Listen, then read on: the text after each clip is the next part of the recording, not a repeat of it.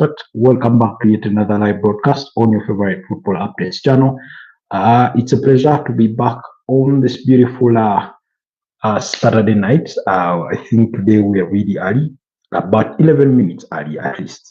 On so many occasions this week, we have been late, so today we decided why not be early, at least for once, this week. So please indulge us as we discuss the latest from the world of football in as far as things go. Plenty for us to discuss. Our focus will be on Manchester United, particularly on how they almost hijacked Arsenal's transfer deal for Viktor Gyokeres. We'll be talking about that, and then the potential sale for the club once again being put up for sale. So we'll be discussing that and more in the next couple of hours. Anyways, allow me have our audios tested. Make sure everything does check out before we even proceed any further. Yesterday we did have a bit of a false start, and it was LFC that alerted us to absence of audio in yesterday's broadcast. So yeah, allow me do the honors of checking our audios to verify that everything does check out. But it looks like we are good to go at this opportune moment. Yeah, but I hope you've had a wonderful weekend despite the lack of club football. I know how boring it can get or how it can be. I know it's that period that we all hate, we all love to hate in as far as the absence of club football is concerned, because our players are away for national team duty. Anyways, all that notwithstanding, we are back anyway to discuss the latest or to discuss that very topic regarding Manchester United, regarding what really happened behind closed doors. But on that note, therefore, I wish to say thank you to every single one of you that has watched our content, those that have gone down to the video section and watched our content. That's to do with the recent videos that we put out about Oliver Glasner, about Declan Rice, about Arsenal, whether they can withstand that pressure of being at the top, and almost 2 weeks ago, or at least just 9 days ago, about Liverpool, whether they are a team in crisis. So and that kind of thing, of course, in multiple live broadcasts that do happen every single day, morning and evening. Yes, the numbers are slumped. That's the honest bit. But nonetheless, for the usual suspects, we do appreciate you a great deal. People like LFC, people like Pedri, people like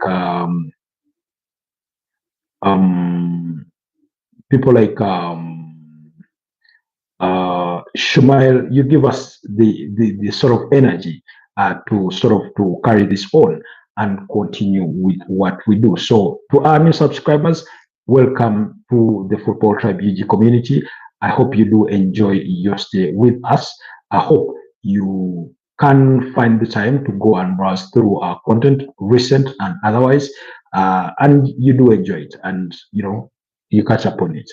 Otherwise, it's really interesting to have you around. I know I've told you guys before that we have an objective, we have a mission to make it to 2,000 subscribers. And I'm happy to report that we are on course to achieve that. And as we speak, we are about, let me see. Oh, how come? Just a moment. Okay, that's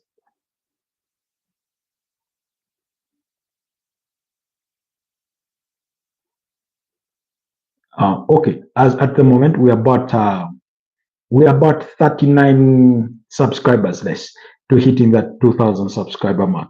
That's the update on that regard. So yeah, just keep it locked on the channel, and we will go one step at a time.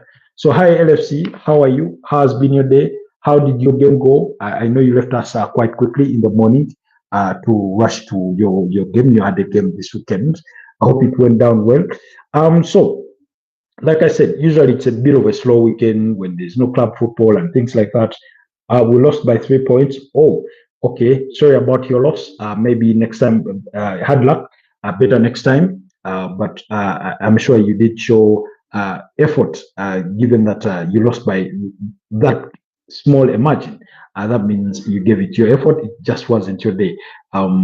Sometimes I continuously tell people that in football or in sport, to win, it's not just about how good you are on a given day. You also need a bit of luck to be on your side for you to, to be able to go on and get the desired result. Anyways, let's speak about Manchester United. Now, Viktor Gyokeres' agent, that's Hassan Stenkaya, his assistant was previously speaking to the media. That's Jonathan Chalkias. I hope I'm pronouncing the name properly. He was recently speaking to the media, and he dropped literally. I wouldn't call it a bombshell because this is something that it's something that back in September, Fabrizio Romano mentioned about how Manchester United were trying to hijack a deal for Viktor Gyokeres to Arsenal. So Jonathan Chalkias has come out to literally confirm that, to reveal that Manchester United tried to hijack a deal for Arsenal's Viktor Gyokeres. Now we know what did transpire over the course of the summer, but for purposes of recap, we shall revisit some of the scenarios that did transpire. One, it all goes back to perhaps the summer before last, when Sporting Lisbon sit down with the players' representatives, that is Hassan Stinkaya, the agent for Viktor Gyokeres, and agree that should a good offer come the subsequent summer, that's the summer of 2025, a client would be permitted to leave in a deal worth about 70 million euros, with 60 million euros apparently being the guaranteed fees. Now, fast forward, come this summer of 2025, by the time it came around, Sporting Lisbon had already had a change in sporting director. The sporting director had left to join Manchester City. So whoever was in charge of business at Sporting CP, and predominantly that's the former a soldier and club president Francesco Varedas was in charge of affairs, and he said he had no knowledge about that kind of agreement. However, he was also cognizant of the fact that Viktor Gyokeres wouldn't be leaving for a fee of 100 million euros that had been quoted as the release clause in his contract. That it wasn't a plausible fee that any European top club would pay for the player unless it were a Saudi Pro League club, which again, according to the player's assistant to his agent, and that's Jonathan, he comes up to say that the Saudis really came with some bit of crazy money that they put on table to try and sign Viktor Gyokeres. So nonetheless, he wasn't willing to budge on the 70 million euro speculated fee, because it wasn't something in writing. It had been a gentleman's agreement between the then club sporting director and the players' representatives. So, and I remember Hassan Stinkaya speaking about the aftermath of the deal and saying, had the then sporting director been around, then that deal could have been gotten done within a period of 48 hours. But we know it's a saga that dragged on during the course of the summer, and the Sporting CP president coming out to say that they were not going to budge, that whatever schemes were being floated around in the media to try and force their hand were not going to work, wouldn't help the players' situation, and things like that. Anyways, so during that whole saga, when Arsenal and Sporting CP were at an impasse, of course, on the transfer fee, which again, it's zeroed down to the players' agents having to forego a huge chunk of their commission from the deal to allow the deal to go through, which was, in the region of 64 million pounds in total, having agreed to about, I think, 65 million euros as the guaranteed transfer fees, and then about 10 million euros in as achievable add-ons to, have the deal reach about 75 million euros or thereabout. So while Arsenal was still haggling over the deal with Sporting CP, Manchester United tried to hijack the deal. And according to Jonathan Chalkias, or is it Chalkias or Chakias? Hopefully, whichever way it's pronounced. But Jonathan says that Manchester United agreed a deal to sign Viktor Gyokeres with Sporting CP. And according to that deal, Manchester United are offering more money.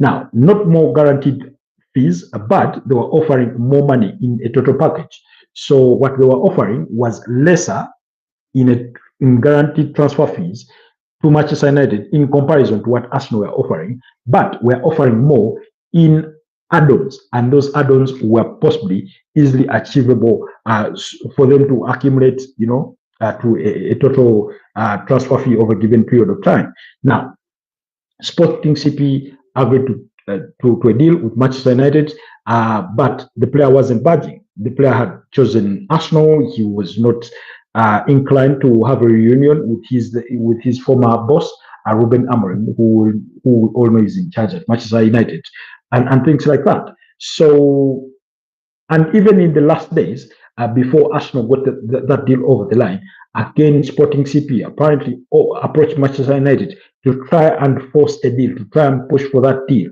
But the player had one choice, and he had chosen Arsenal. He had chosen London over Manchester. So that's the city he had chosen. And all he was waiting for was to be told by his representatives that a deal had been struck between Sporting CP and Arsenal. So eventually it got struck, but the reports that Man United tried to hijack a deal for Viktor Gyokeres were never wide of the mark. They were true. And I mean, it's understandable that Ruben Amorim knew the player in regards to how he plays, in how the player was well suited to a system that he was already trying to play. Nonetheless, Manchester United ended up visiting other options, including the likes of Hugo Ekitike, before zeroing down on Benjamin Sesko, who they landed and so far scored 2 Premier League goals, one against Brentford and the other against Sunderland. So it's all good. All parties are happy. Then the other issue he does talk about in that particular interview, he speaks about the crazy money that was offered from the Saudi Pro League. He says there were crazy amounts offered from Saudi Arabia. We are supposed to act in our best interests. So that was Jonathan while talking to a podcast via the Daily Mail. He says, do we also have a percentage of any fee? Of course, it's a lot of money. Maybe Victor should respond to that someday. He goes on to say, I do not think we persuaded him once to accept the offer. At the end of the day, money comes and goes, and this move to Arsenal brings us a lot of marketing. They, Sporting, had concluded a deal with Manchester United behind our backs. That was a problem. United offered a higher transfer fee. So that was Jonathan Chalkias speaking on a podcast via the Daily Mail. So again, it was a bit of a chaotic one. And while the player had made his choice, I kept on, recalling this statement during the course of the summer every time we discuss transfers, that until the player holds your shirt, your club shirt, the deal is never done. And the reason as why I say that particularly is because even when players have preferences of clubs to join, sometimes they get convinced to choose otherwise. We know about the curious case of Mukalo Modric. He was hell-bent on joining Arsenal, but Chelsea offered more money. His club officials and his representatives persuaded him to join Chelsea. Of course, his career has never been the same ever since then, and we know that he's absent from Chelsea due to personal reasons. Last I checked, he was trying out athletics with the Ukrainian, a team that was trying to qualify for the Olympics and things like that. So to say that his football career was ruined would be an understatement. Of course, one would argue that it's partly his own making. One, the decision he made or that was made for him, because he's still a young player. So I do not want to entirely rest it on his shoulders that the decision was entirely his, but also being found in breach of the anti-doping rules. I do not know whether that was accidental. I do not know whether that was intentional. I do not know whether that was a misguided sort of thing, because sometimes, particularly, for example, we could revisit the example of Paul Pogba, who said he had taken some supplements at the recommendation of, I think, one of his minders. I don't know whether it was a nutritionist or doctor whatsoever, and it backfired. It contained elements that were forbidden in the game of sport. Was it polonium or sorry, not polonium. Polonium is a poison. I'm forgetting. I'm trying to remember what the element was. But regardless, it could have been accidental. You know, for example, I'll give you another real life example. I know a friend of mine, or at least an acquaintance, who they were expecting. It's a female. They were expecting. Now they went at a small gathering and they were given juice. Now the juice had been zested with some bit of alcohol, and then that person was expecting. So when they went for their antenatal visit, one of their tests revealed it had traces of alcohol. So then the doctor is busy asking them, "Do you take alcohol?" They're like, "No, I don't, or at least not for now. When I'm expecting." And the doctor looked at them in a way of, as in, why are you trying to fool? I mean, why are you trying to lie? You know? But they had no knowledge that whatever they drank at that party had been zested with a bit of alcohol. You know those cocktails or mocktails, cocktails that have been patched with a couple of a bit of liquors here and there. So sometimes when these players are found in breach of anti-doping rules, sometimes it's the result of that you went somewhere, or you are recommended a medication, or you took a medication, not in the intent to breach the rules, but without your knowledge that it may contain whatever substances that could be banned from sports and things like that. So it's very, very plausible. So I understand that while Viktor Gyokeres had his preference to join Arsenal, I wouldn't be surprised if he had woken up one day and changed his mind,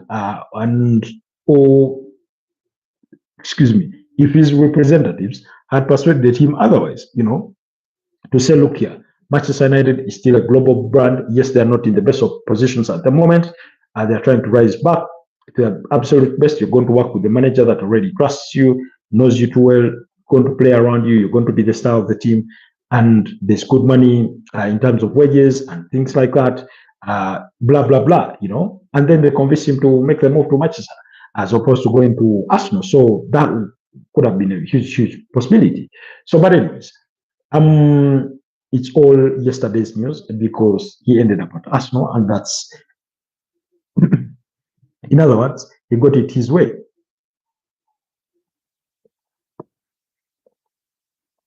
Hi, Pedri. You said Como. What does that mean? Although the message has disappeared. I don't know whether it is you that retracted it or it was retracted by YouTube. Hello, how are you? Hi, Pedri. How is it going? Anything exciting from your world during this excruciatingly boring international break? Anything to be positive about during this international break? Yesterday you went off and Thingy was asking about you. LFC. Good. How is everything going in Uganda? It's not good. On the football front, it's not good. On a personal note, life is okay. Beyond my phone's getting spoiled. Everything else is okay. So it depends on what fronts you look at these things. So yeah, that's how I put it. How is Spain? and everything around you. At the moment, Turkey are leading Bulgaria by 4 goals to 1. Spain are 2-0 up against Georgia. Portugal, it's 0-0 against Ireland, while Armenia lost to Hungary by 2 goals to 0. These are World Cup qualifiers in Europe. Norway beat up against Israel by 5 goals to 0. Estonia lost 2-0 behind Italy. So that's what's happening. Latvia and Andorra finished 2-2, while Albania are leading Serbia by a goal to 0. So that's around Europe. Pedro says, wait, I have a question. Does Uganda have buildings and parks? By parks, what do you mean? We have taxi parks where, taxis or matatu. Okay, taxis, you see for you guys in Europe, you have predominantly you have cabs or Uber, but in Uganda, when it comes to public transport, we have minibuses that take up to 14 people. And then we also have buses that take up to 32 people that move people around the city during the course of the day or from work to work and between places. Then there are parks in the name of game parks. So in case you're asking about wildlife, we also have plenty of those. Then also the other, so then in terms of public spaces, there are not many. When you talk about public spaces where people just go and hang around, we had City Square. That one more often than not is taken over by soldiers. So we do not have. I stand to be corrected, but I do not know of any public space in terms of where you can just go and hang around. In that sense, it would have to be a sports facility, perhaps. So that's to answer your question. When you say, do we have buildings? Of course, we have buildings, skyscrapers. I think the tallest building in Uganda currently has about 19 floors, and that's the headquarters of Centenary Bank. There's another that is popping up somewhere within Nakasero. So yeah. Then you say Norway won 5-0. What a big convincing and deserved win against the other team that did nothing. Well done, Norway. You did a good job. We love Norway. We love Norway because they won that match. I understand the context within which you speak when you speak about the game against Norway. Yeah, I understand the sort of undertones in that regard within which you speak. But like I said, Spain are in action against Georgia. I do not know if you're catching up on that game. I was trying to look to my feed to see if I can, keep tabs on it because of my phone challenges. I've been literally out of touch with some of the things that are happening there at the scene. But yeah, I can see that game is ongoing. Yeremy Pino squad. I mean, Yeremy Pino has turned out to be a very, very decent player for Crystal Palace. I remember in one of their games, he provided a brace of assists. I don't remember whether it was the one against Kiev in the UEFA Conference League or the Premier League game, but at least in one of the games, he provided a brace of assists. So I can see Mikel Merino also out there, Marco Cucurella out there representing, the Spanish national team against Georgia. Anyways, the other topic that I wanted us to discuss was that was around the 66 minutes. Martin Zubimendi putting the ball across, and Ferran Torres fell to, I think, was it Ferran Torres that failed to latch onto it? Anyways, about a day or so ago, reports came out that Manchester United are up for sale, and those reports came in the realm that a Saudi-led consortium are in advanced negotiations to buy Manchester United. Now, Manchester United being up for sale wouldn't be a news whatsoever, because it wouldn't be the first time that it is being put up for sale. The last time it was put up for sale, they failed to get concrete buyers. Eventually, they sold, the Glazers sold a percentage of the club to Sir Jim Ratcliffe, who, for lack of a better word, he sometimes turned himself into a PR machine for Manchester United, to speak about how well they are doing and the kinds of things they are looking to do, or telling the world how Ruben Amorim needs to prove himself over the course of a period of 3 years. Although personally, whereas it is sort of an understandable school of thought, you get the feeling that if he continues with the trajectory of results that they have been registering, that's to say win one game, lose another, or draw the other, it won't he won't last that long. I've heard of speculation. I don't know whether it's more wishful than than deserved or than actual, but there are reports linking Thomas Tuchel with a potential move to Manchester United. Apparently, he's bored with national team football. He doesn't love the idea of having players around for a week or two, a week and a half, and then you're not with them for the next couple of months. Apparently, national team football is boring him, and he would relish a move to Manchester United. But we'll wait and see. Pedri says, I remember when Yeremy Pino was speculated to be the next big thing in Spain around 2022, 2023, but he became a normal player. Don't get me wrong, he's excellent, but not like Lamine Yamal, Rafinha, or Pedri. I understand when you say that. There's a couple of examples of players I think that could relate to Yeremy Pino going around in regards to how they were dubbed to be the next big thing. In any case, go to Real Madrid. At one point, the world thought Dani Ceballos was going to be, the next big thing. Enric, not Enric Lamar. Enric is one of those. Again, if we go back to Barcelona, I'm sure you do remember at the height of that spectacular Barcelona under the charges of Pep Guardiola, they had some two exciting players that I can latch onto, and that was Bojan Kakic and then Ibrahim Afellay. If you do remember those, I think one ended up at, one or two, both ended up at some point at Stoke City. Then not so far back, that was a brilliant free kick. Was that Mikel Oyarzabal? Yes, Mikel Oyarzabal. So there's another young player, yes, recent, not too far back, Ricky Puig. What happened to Ricky Puig at Barcelona? Then there's a time in Spain, Teke Fusakubo was, the next big thing happening. But again, he's failed to elevate his game to the next step.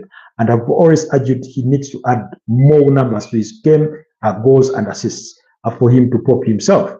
Then also, you go around back in the days, at one point we thought Jack Grealish was the next big thing that was going to happen to, English football. Theo Walcott, similar what was said. There's a time news wrote that Manchester United had gotten themselves their own Xavi, yes. And to that, they looked to Jesse Lingard. He never lived to the hype. So, unfortunately or fortunately, depending on which way you look at it, all these things get to happen. Players come up, young players, and there's so much hype around them when they are youngsters, and they never live to those expectations. They never get to live to those very, very huge expectations. So I understand when you draw, when you make this comparison on Yeremy Pino. Maybe you will sort of outgrow that mediocrity and aim higher. In any case, look at Rafinha. Rafinha, while he was exciting at Leeds, again, he's a bit of a late developer. I mean, he's 27, coming on to 28, and his best season had to come last season at Barcelona. And prior to that very, very big season, there was speculation that he could potentially leave the club had it not been for the coming in of Hansi Flick, you know. You also had, did you watch Chelsea and Liverpool Legends match? And no, I did not watch it. I knew it was there, but I did not watch it. I've seen a few clips here and there. I mean, Diego Costa being a riffraff as he always was. I saw, you know, a sort of um, I don't want to say fattish, but biggish Eden Hazard. I've seen Joe Cole, some of the players that were at the game. I think John Terry, Petchek were some of the, you know, Maluda, Florentine Maluda, Michel Ballack. I think William Gallas. Some of the you know, the faces I've seen in some of those highlights or pictures from that Legends game, but I did not get to watch it. You say Eden Hazard is fat. I would say he's big because I mean fat is a big word to use. Fat. You could, I mean, look at Nazario Darima. He could pass for fat, and yet in comparison, depending on who you're comparing him to, he could pass for big. You know, in that sort of sense. You talk about Didier Drogba, Jean Telly, Ryan Babo, Claudio Makelele, Pepe Manuel Reina, and Desai. So, I mean, yeah, great names are out there that we did see today. On the ball, he's heavy, like his touch is too heavy, just like Lewandowski. Do you know what I mean? Aha. I mean, I've had this even on a very active players. For example, I've heard about the criticism of Viktor Gyokeres' first touch. I mean, you've said this is more like, I think the second or third time you're mentioning it about Robert Lewandowski having apparently a heavy first touch and things like that. But for Eden Hazard, I think we know, or we do expect it. I mean, we literally saw it in his final season at Real Madrid. Once he left Chelsea and joined Real Madrid, he was never the same player at any one point, and yet they spent huge chunks of money, about £100 million on him. Lewandowski is just his age now. And again, I think Barcelona sooner or later are going to come to a realization that as effective as he still can be in front of goal, maybe the pace of Spanish football is sort of leaving him, and that he could be perhaps best suited to now the pace of the Italian Serie A, where he can go and perhaps have a season or two. You know, he can go to Juventus and Napoli, Inter Milan, or wherever, AC Milan. He can go there, and then after that, he could end up in the Major League Soccer or wherever he may choose or may please to go. But yeah, you say sadly, we as Barcelona fans never saw the Bayern Munich Lewandowski for us. And to be honest, he won everything, so he doesn't care anymore. I do not want to think that he doesn't care anymore, but I would want to agree that, like anybody in society or in life, that they reach that point of society or satiety. So, for example, let's draw it from economics, where they say when you reach the bliss point or the point of satiety, and then you start experiencing, is it diminishing marginal utility or something like that? So, in other words, after you've won it all, you no longer have that hungry fight that you had when perhaps you had not yet won it all. You know. So, for example, look at PSG. Now that they've won the UEFA Champions League, their mind is the sort of concept or build around the team is not going to be preoccupied with the hunger to win the UEFA Champions League because they've now done it. You remember Sergio Ramos? You remember when PSG had them, Sergio Ramos, Lionel Messi, Angelo Di Maria, all that collection of stars within that team. Neymar, it was only Kylian Mbappe who was a star player or at least one of the other star players that were in that PSG team that had not yet won it. So the likes of Messi, Di Maria had won it, had won the UEFA Champions League. So their drive, their hunger for it was never going to be as big or as vibrant as it may have been before. So you said, to be honest, he's won everything. So you say, I agree. Okay, that's wonderful to hear that you do agree with those submissions. So anyways, back to conclude briefly on the topic of Manchester United being up for sale. The only reservation I have about it is that, again, the Glazers seem to overvalue the asset in Manchester United. It's a huge asset, and given that currently that they are not in Champions League football, that means their revenue is also hampered. So it's another selling point sliced off, the value of Manchester United. So Manchester United being valued at about £5 billion pounds is really, really high. Is really, really high. I would urge you to say that maybe the reason as to why they're putting it that high is because they know if they are going to sell at that price, then they have to pay, Sir Jim Ratcliffe, or Jim Ratcliffe has to match that kind of offer if he wants to take over the club overall.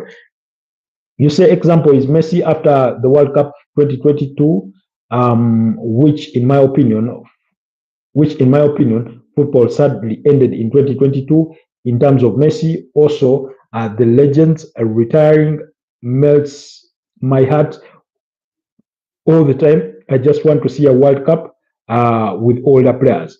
I mean, even if you get to see a World Cup with older players, chances are you're not going to see them at at the kind of quality that you and athleticism that you appreciate them at. So, for example, whether you love Neymar or not, we're never going to see the Neymar we saw in 2015. We're not. The Neymar between 2014 and 2017 or 2018 thereabout, we're never going to see that Neymar again. No matter how long he insists to play on. We're never going to see the Cristiano Ronaldo of between 2007 or 2008 to 2007 to possibly 2018. We're never going to see that same Cristiano Ronaldo again. Yes, he's still playing. He can't still score the goals. Same applies for Lionel Messi. For those of you that watch him in the Major League Soccer, we saw him during the FIFA Club World Cup. We've seen him in multiple highlights, because I, for one, do not get to see live games from the Major League Soccer. But that notwithstanding, when you watch the highlights, in terms of skill, he still got it. In terms of pace, you do appreciate that age is caught up with him. That he's no longer self-imposing as he was at his prime. Can he still score a hat-trick? Obviously. So again, we're not going to see the Luis Suarez of 2015, 2014, that MSN, kind of partnership. We're not going to see it. Which played, yes, that Barcelona side that played against Bayern Munich. I mean,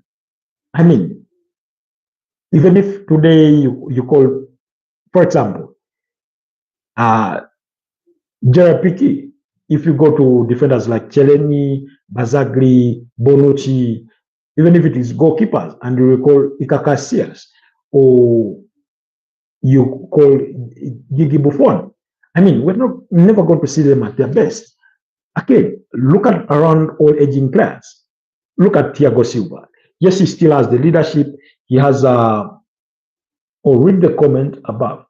Oh, okay. Fun fact. You said David Luiz still plays football. By the way, I was shocked to learn that in the Champions League he plays for Paphos. Now, I knew he was still playing. I didn't know he was playing for Paphos, because last I checked, he had joined one of those clubs in Brazil. But yeah, some of these players are still playing. So, for example, Danilo is still playing. Flamingo has, by the good number of those aging sort of players, when you look around their squad. But even when they play, you get the sense that, yes, they have the leadership to offer, the organizational capability, the Thiago Silvas of this world. I mean, but they're not at the same pace. They're not at that level. We see it season in, season out, when different players are sort of are nearing their retirement. Once in a while, or they could give you during the course of the season, in a span, they could give you some solid performances that you really, really look to and hope that they do not retire anytime soon. But overall, yeah, So, for example, I would like to watch Ronaldinho play football again, because he embodied everything that we love about football. The entertainment of it, dribbling past players, not getting easily knocked down, not taking every challenge personal, into, if it's a bit of a hard tackle, you have to, stand up and, show face in the opponent's face. He wasn't the riffraff, So we miss that. And every time, by the way, look around you or look around the game. Every time we see a player that is capable of taking on players in the dribbling sense, we are excited. Our excitement about football is reawakened. That's why people love Lamine Yamal. That's why they love him. That's why in English football there's a certain level of excitement about a young Max Dorman. And this is a kid that is not even playing week in, week out. He's only 15. Then that's why there was all this excitement about Eden Hazard, because he was good at dribbling, that in that sort of sense. But present day, how many players would you trust to run with the ball at their feet and dribble past three players successfully or with ease? There are not so many, because the structure of the game itself has changed, in the sense that it's about passing, team play and everything. That individual quality is sort of being diluted in the sense, because teams play with more structure. You say, why is Takie underperforming? They have Koglan Soyuncu, the Miro, you mentioned Chanaloru, you mentioned Adagula, Kinan Yildiz, and all those other players that you do mention. If I misread some of the things, please blame it on my screen. My screen is spoiled. It has those lines that tend to develop in there. You say, okay, Kadioglu, Koku, name one left winger you hate watching all the time, underperforming in recent years. Yeah, for Turkey, why they are underperforming, I really, really can't tell you. Like, there's not one thing I can point out to say that this is why they are underperforming. One, I do not watch them very often, but on paper, when you read out their team, as you've highlighted some of those players, they are very, very exciting players. Adagula, present day, is one of those players around whom issues revolve. At Real Madrid, when you look at Hakan Chanalolu, he's been a mainstay in Italian football, whether it was at AC Milan or Inter Milan. He's played Champions League finals. And the Koglan Soyuncu's form sort of dipped a bit. This Koglan Soyuncu we enjoyed at Leicester City, not still the same player, but Kinan Yildiz, very, very exciting youngster. I think all top clubs around Europe would love to have him, but I really, really can't tell you why they're underperforming. In any case, the last time we had, I for one, saw Turkey really, really perform at their very best was in that World Cup of 2002. When they reached, was it the semifinals? Was it the semifinals and got knocked out by 2-0 against Brazil? Because they had knocked out Senegal at the quarterfinals, as far as I recall. But anyways, let's hope they will be better. Then the question is, name one left winger you hate watching all the time. A left winger I hate watching all the time. Like, I hate to watch as an opponent, or I hate to watch because they do not deliver. A left winger. I mean, how the left winger I hate watching is, I'm really squeezing my mind to zero down to that name, because you've not given it context of them being so sad. Them being so sad. Bit of a difficult question. I hate to watch. I'm really thinking in my head to try and find that name.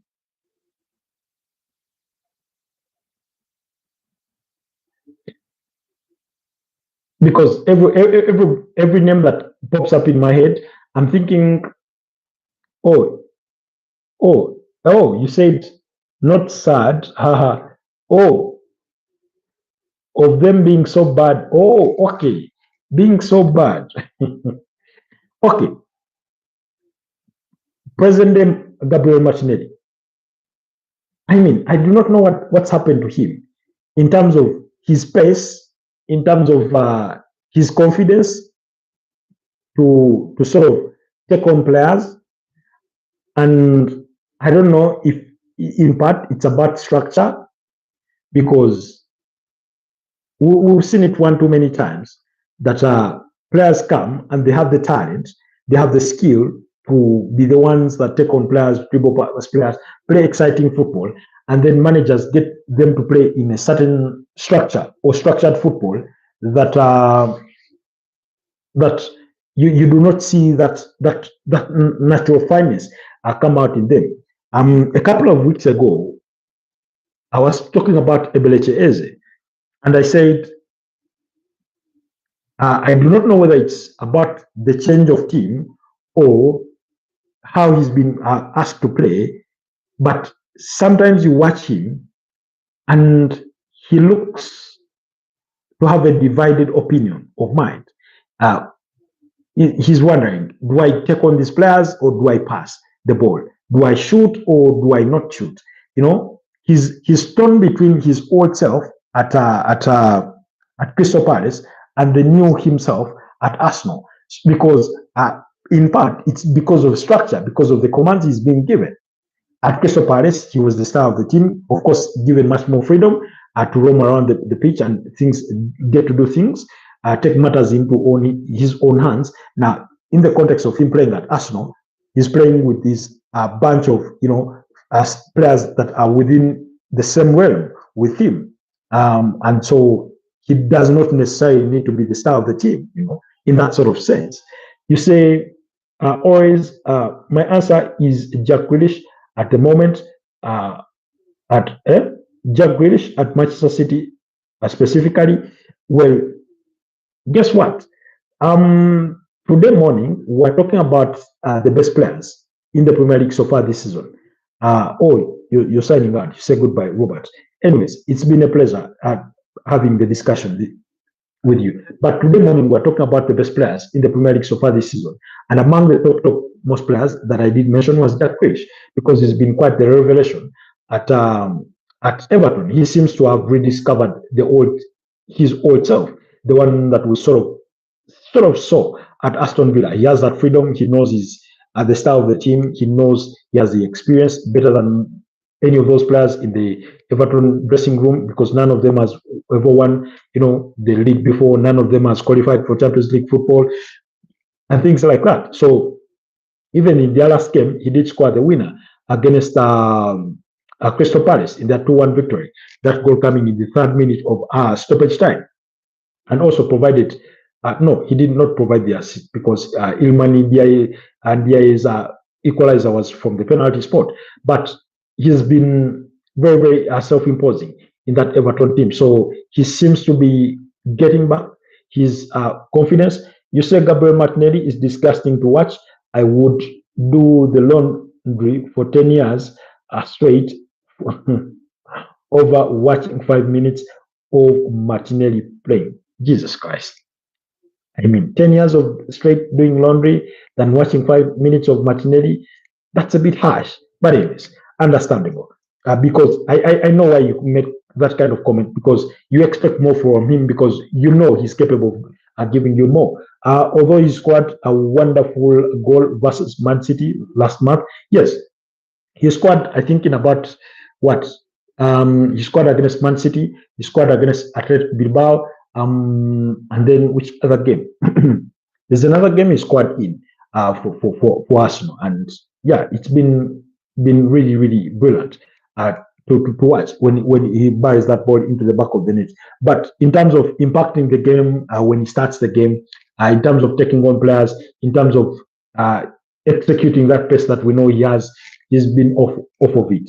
You also mentioned Kiyom plays for Everton and has played for Champions League. So not only Grealish, okay, I think for the point of correction on that front, but again, in terms of winning major honors, I do not think there's a more decorated player in that Everton dressing room than Jack Grealish. So he takes sort of all the responsibility on his shoulders and to lead the way to, lead by example, not because he wears the armband, because that's James Tarkowski or Jordan Pickford in the absence of James Tarkowski, but or Tarkowski, depending on how you pronounce the name. But yeah, I think you and I can agree that he's been a much, much improved player during his, first games with Everton. He's only there on loan for Man City, but Everton do have the option to make that move permanent should they see fit that it be made permanent. So yeah. Anyway, that game between Spain and Georgia has concluded in a 2-0 victory for Spain. So it's that game is done. Let's review all the other results. I need to refresh my page here. Yes, Turkey won 6-1 against Bulgaria. Hungary beat up against Armenia by 2-0. Portugal won by 1-0 against Ireland. I need to find out who scored for Portugal. That goal was scored by Cristiano Ronaldo missed a penalty in the 75th minute, while Ruben Neves scored with Trincao providing the assist in the first minute of stoppage time. So beautiful result there for Portugal. Norway put 5 past Israel, while Estonia lost to Italy by 3-1. Latvia and Andorra shared the spoils in a 2-2 draw, while Serbia lost to Albania by 0-0 in the other results. So that's in as far as the FIFA World Cup qualifiers for UEFA are concerned. That's what's happened over there. So yeah, interesting stuff. But thank you so much, Pedri, for expounding on our discussion tonight and the sort of debate that you brought to the table, even though our topics or our primary topic was really more about Manchester United. But anyways, I think we can all agree that £5 billion is too high a fee. But I think either they know Ineos won't be able to match that, or they want it to be so high to get as much as they can. But remember, why would you be buying a club at £5 billion when they have a debt of about £700 million? That's in debt. Debt from when the Glazers took over. They took over the club when it has no debt. Now they leave it with that huge debt. And then there's the other debt of player transfers, because when players get signed, their transfer fees is payable over a given period of years. So I think when you factor in all those things, you get to feel or to think that £5 billion is a bit high.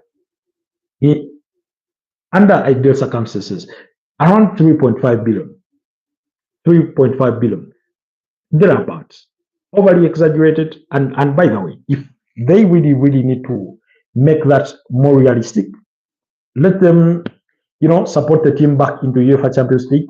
Let them get them very competitive, and I think the world will see no problem seeing that kind of value in Manchester United, because once they get back into the UEFA Champions League, that means broadcast revenue increases. That means match day revenue and commercial revenue increases because they are playing at the highest level. They're having more games broadcasted, or and things like that. So they need to get back to that sort of place for them to sort of command the value that they think they are worth. Otherwise, at the moment, it's not. I do not think they are really worth the £5 billion. But anyways, who might say not? But why not? Also, anyways, guys, it's been a pleasure having this discussion with you. Thank you so much for being part of tonight's broadcast. Thank you so much, LFC, for chipping in earlier. Thank you so much, Pedri, and every single one of you that caught the broadcast, those that liked. To our new subscribers, we really are proud of you. We are happy that you have joined that you have joined the community, and we hope you do enjoy your stay here. We hope you do enjoy your stay here. As things go, yeah. Have yourselves a blessed night. Let's do this again tomorrow night / evening. If God grants us the opportunity of life, the gift of good health, then we'll be back to do this all over again. Have a blessed Sunday, and I'll see you guys next time. Bye-bye.